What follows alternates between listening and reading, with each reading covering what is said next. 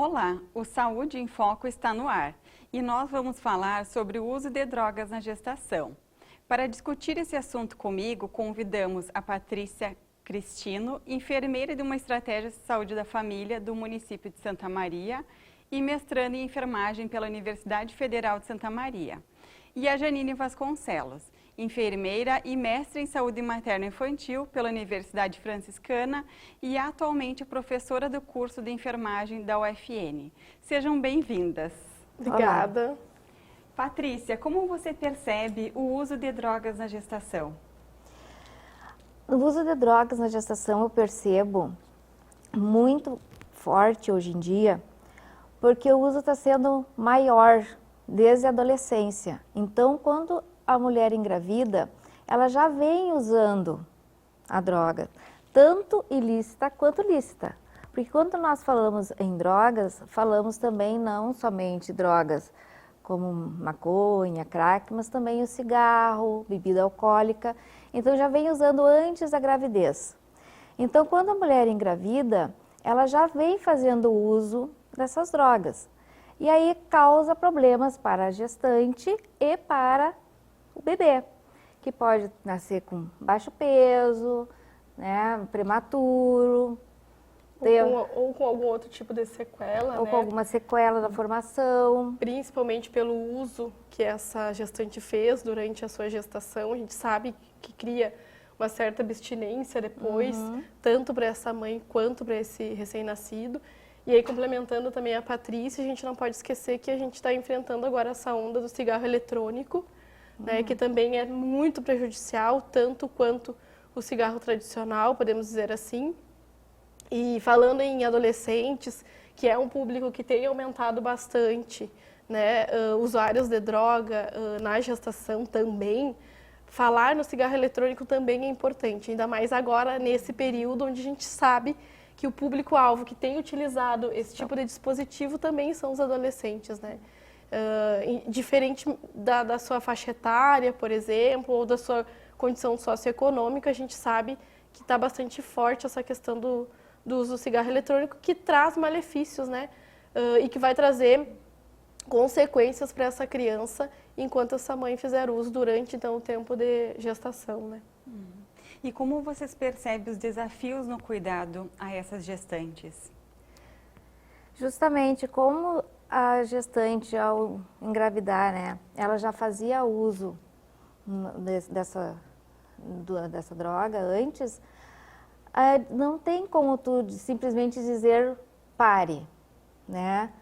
Então, não tem como tu dar uma medicação, não tem como tu simplesmente dizer a partir de agora tu não vai usar mais, né? Seria ilusão do profissional achar que aquela gestante, no momento que engravidou, vai parar simplesmente de usar, né, uma droga por causa da dependência, tempo, né? Então, o que a gente faz? A orientação é muito importante, o vínculo com o profissional é muito importante, tá? Porque a gestante, quando ela é usuária, primeiro é muito difícil ela descobrir essa gestação no primeiro trimestre, né? Então a captação dela geralmente ocorre depois do primeiro trimestre, o que já causa... É mais tardio. É mais tardio e já causa uma preocupação maior. Qual a consequência para a saúde da gestante e do bebê, ela iniciando o pré-natal de modo mais tardio? A criança já vai ter passado os primeiros 3 meses, né? Os primeiros exames já não vai ter feito, o primeiro ultrassom para datar a idade gestacional corretamente já não vai ter feito, né? Ácido fólico provavelmente já vai ter passado o prazo de uso, né? Na verdade, eu percebo também como uma das dificuldades essa questão da adesão, né, destas gestantes ao pré-natal em si, as consultas de acompanhamento, que são muito importantes para o desenvolvimento, para a gente saber como é que está se desenvolvendo essa gestação, né, esta criança que encontra-se em risco, por exemplo. E essa adesão delas é muito difícil, e aí, como a Patrícia disse, muitas vezes acontece tardiamente, e o que nos dificulta para saber qual é o andamento, qual é o desenvolvimento, o crescimento dessa criança, por exemplo. Porque muitas vezes a gente precisa, como a Patrícia falou, da suplementação que não foi realizada, dos exames que a gente precisa solicitar, que deveriam ser solicitados cedo, também não aconteceram, porque essa gestante chegou tarde no serviço, por exemplo, né? E a gente sabe que as consultas de pré-natal são muito importantes para a gente acompanhar realmente o que está acontecendo, né? E poder dar um suporte também para essa gestante. Ainda mais se essa gestante ela usa algum tipo de substância e se é algo que já vem há muito tempo, a gente sabe, como a Patrícia falou, que é mais difícil delas não utilizarem, mas sim, de repente, tentar diminuir esse uso, né? E é importante que a gente tenha esse acompanhamento na unidade básica, através do pré-natal, mesmo que seja tardio. A adesão, então, delas às consultas é bem complicada, assim, e ao mesmo tempo a gente vê que é muito importante para a gente poder acompanhar o desenvolvimento dessa gestação, né? A gente sabe que a questão do vínculo é extremamente importante, como a Patrícia falou, e a gente também compreende o contexto do uso, né? Que é uma população que ela é itinerante, né? Então, hoje ela usa aqui nesse bairro, amanhã ela usa no centro. Então, essas gestantes, elas vão percorrendo, né? Conforme as companhias e conforme o local onde ela vai ter acesso à substância também. Então, isso a gente consegue perceber. E isso tem se tornado cada vez mais visível quando a gente anda pelo centro e consegue identificar, nossa, mas aquela mulher, ela está gestante, está usando. Isso, ele causa um certo, né, pavor para as pessoas que passam, na verdade, né? Um estranhamento que, nossa, olha, ela está usando e está gestante, né? Então, é alguma coisa que a sociedade já não consegue também aceitar.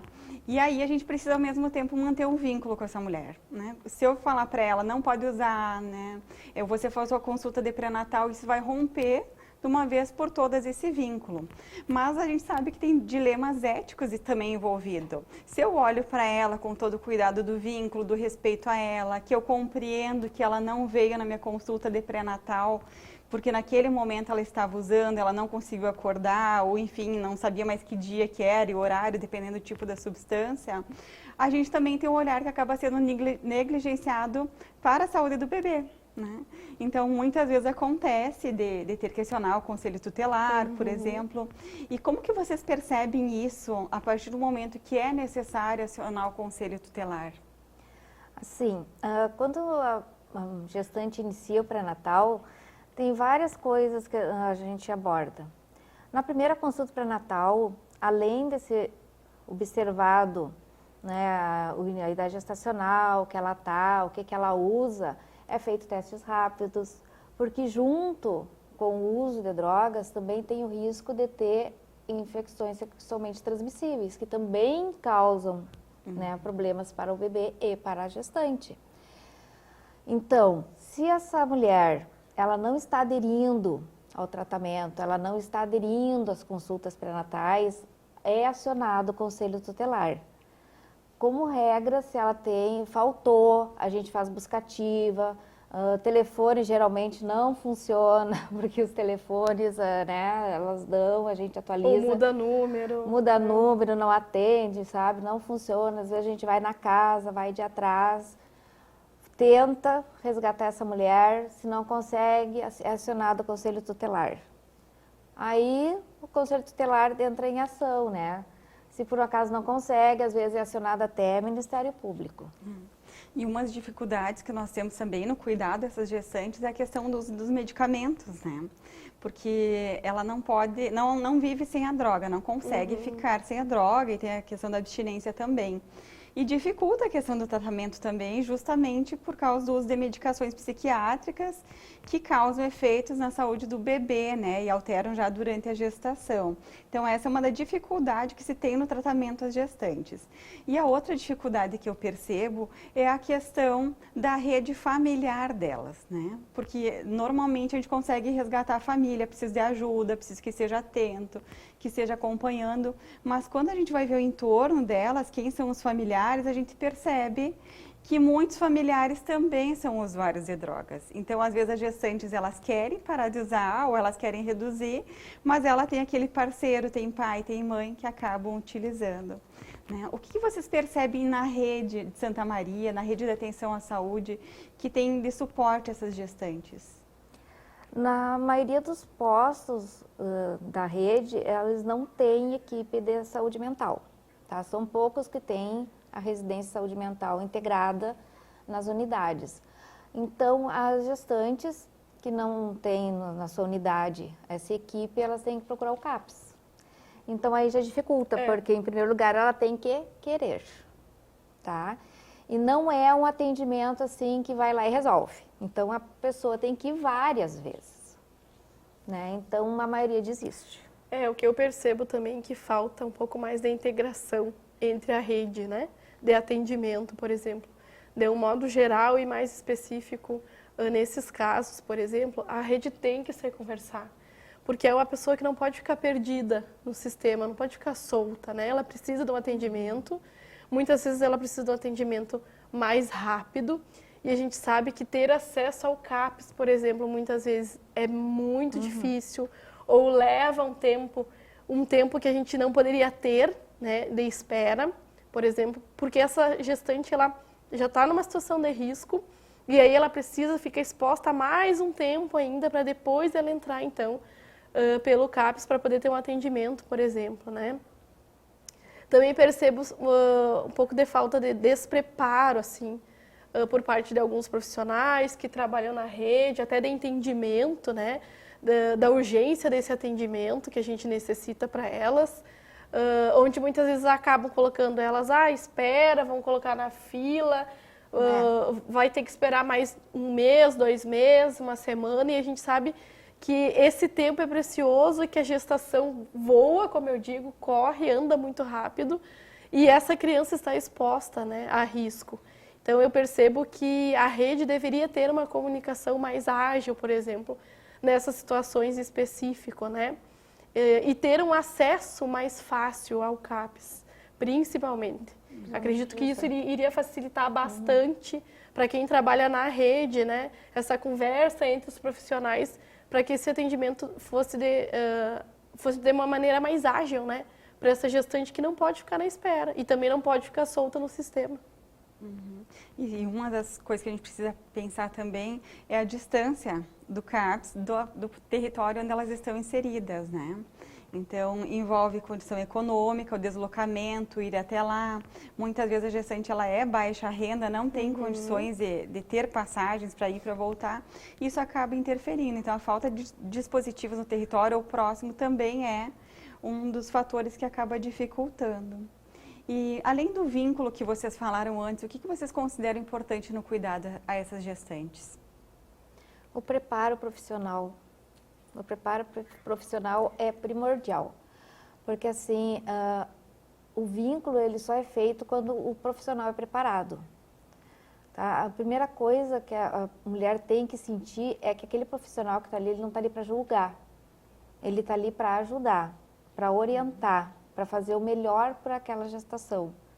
Então, a função do profissional não é saber da vida, o que, sabe, julgar aquela mulher. É ajudar. Não é apontar os seus erros, né? Não é porque ninguém é perfeito. Então, é acolher e fazer o melhor que puder para aquela gestação ser o melhor possível. Então, desenvolver da melhor maneira, né? Com menos risco. Então, o profissional ele tem que ser melhor capacitado. Para poder ter um acolhimento mais qualificado. Mais digno. E essa questão também da integralidade dos profissionais, né, da rede, também é primordial. Porque não adianta a Patrícia fazer um excelente trabalho lá na unidade dela e quando ela precisar de um outro suporte, de um outro serviço, esse suporte ser falho, não acontecer. Aí vai dificultar ainda mais, né? Essa assistência que a gente quer prestar com qualidade para aquela gestante que está necessitando de atenção naquele momento e de atendimento com qualidade. Então, acredito que essa integralidade do serviço também é de suma importância nesses casos, por exemplo, para que aconteça uma assistência de qualidade e digna para essa gestante, né? Como vocês percebem no nascimento do bebê as consequências para a saúde dele também? Justamente, a falta da adesão no pré-natal traz consequências depois na adesão da puericultura. Porque a falta de comunicação que existe quando a mulher ganha, né, esse bebê, falta essa comunicação com a unidade. Por exemplo, a mulher teria que ser referenciada direto com a unidade, já ser agendado essa primeira consulta, sabe? Ela já vir para a unidade. Então, às vezes, a gente consegue captar essa mulher já tardio, essa criança, às vezes, já nasce com um problema e fica sendo referenciada para o USM, né? E aí ela acha que não tem necessidade de vir na unidade, então a gente tem que fazer busca ativa e ir atrás. E a captação fica difícil porque muitas áreas nós não temos agente comunitário de saúde, tá? Fica deficiente, então fica difícil de buscar.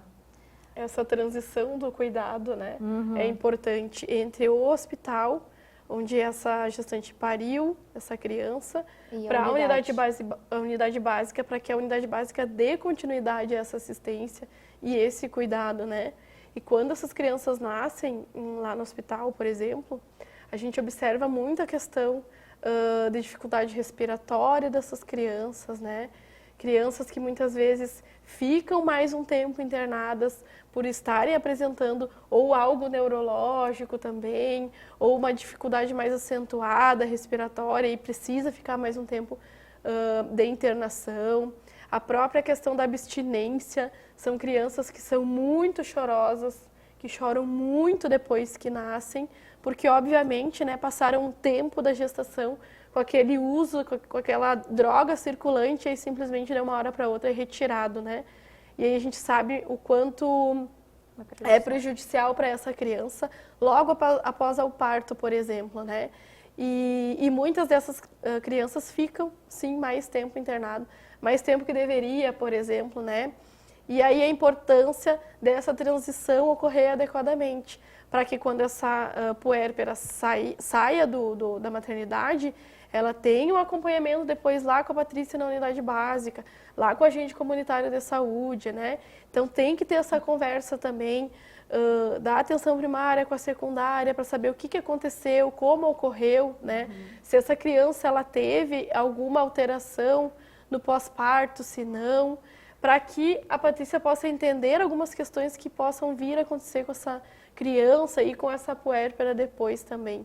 Então é importante haver essa comunicação na transição do cuidado de um setor para o outro. Porque muitas vezes elas geralmente chegam na unidade sem os papéis da alta. Aí fica muito no que elas nos contam. E muitas vezes elas não sabem explicar o que aconteceu. Ou contam do jeito delas que não é realmente o que aconteceu. E a gente fica naquela, observa a criança, às vezes nota algumas coisas na algumas criança, fragilidades, né? Que, né, deveria ter escrito em algum lugar, mas ela diz, não me deram papel, que a gente sabe que não é verdade, né? Porque toda criança, toda pessoa existiu um atendimento, né? né? Existiu atendimento, então sai do hospital com a nota de alta. Então, provavelmente deixou em casa, não levou, porque não quer contar, porque, né? Então, tem vários motivos. Então, se tivesse uma comunicação melhor entre, né, os setores, ficaria muito mais fácil de dar um atendimento de melhor qualidade para todos, né? Então, hoje discutimos a importância, né, do cuidado, do vínculo com as gestantes usuárias de drogas, as fragilidades encontradas e desafios no cuidado, tantos desafios encontrados na rede de atenção à gestante, né? Então, agradeço a Patrícia, agradeço a Janine e aos nossos telespectadores que acompanharam o programa. O Saúde em Foco fica por aqui e hoje nós falamos sobre o uso de drogas durante a gestação. Obrigada, Patrícia, obrigada, Janine. Obrigada. E obrigada pela companhia aí de casa.